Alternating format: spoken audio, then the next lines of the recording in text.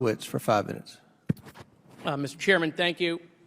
I want to thank the majority for finding the time to fit this hearing in between attending former President Donald Trump's memorial service to David Koresh just last week, who was a real advocate for young girls in this country. My first question to anyone on the panel is, do you think parents in this country, as they're putting their young kids into pajamas at night and they're tucking them in to bed, you think they're worried about public urination in Washington, D.C., or you think they're worried about sending their kid to school and their kid not coming home? As a father of 2 kids who packed them up this morning and sent them to school, I care about making sure they're coming home. Thank you. I voted with the majority on the disapproval because I'm consistent. You guys want to talk about D.C. public schools and crime?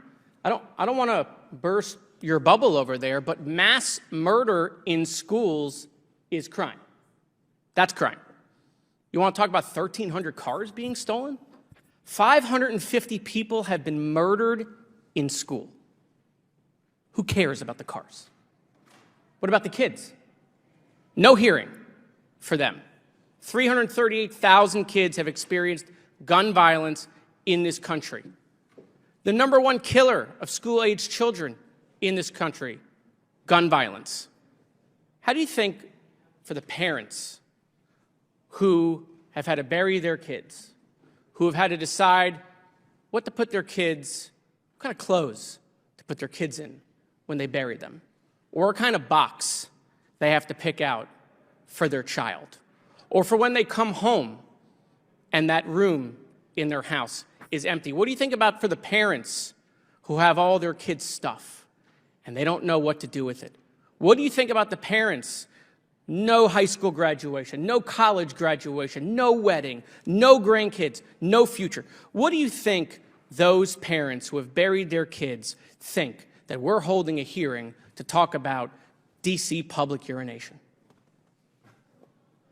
Speaking of crime, Republican on Republican crime, former President Donald Trump held a rally in Waco, Texas with his Rasputin Ted Nugent. He said the #1 national security threat to this great nation isn't Russia or China or D.C. crime, but is an 81-year-old slip and fall survivor in Minority Leader Mitch McConnell. I'm just wondering if, we're going to find time in between, some folks here attending the next rally to celebrating Timothy McVeigh, if we're going to find time to hold a hearing on mass murder in schools. When are we having that hearing? We want to talk about crime and murder. Let's have a hearing on murder in schools. It's murder. Is there any question? I'll yield to anyone on this committee who disagrees that murder in schools is not murder. I yield. Will you yield? Oh, I'll yield. Yes, please. Yeah, when I was in 11th grade and Joe Biden made our schools gun-free school zones, one of the students in my school brought 3 guns to school, and our entire school went on lockdown because he was the only person with a gun.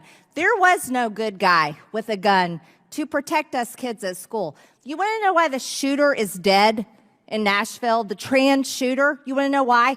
Because a good guy with a gun killed that woman. She identified as a man. She was mentally ill, probably taking hormones, and she went in and murdered children and adults in this Christian school in Nashville. So if you want to have a good talk about schools and protecting children, we need to talk about protecting our children the same way we protect our president, we protect our celebrities, we protect Reclaiming this building. my time.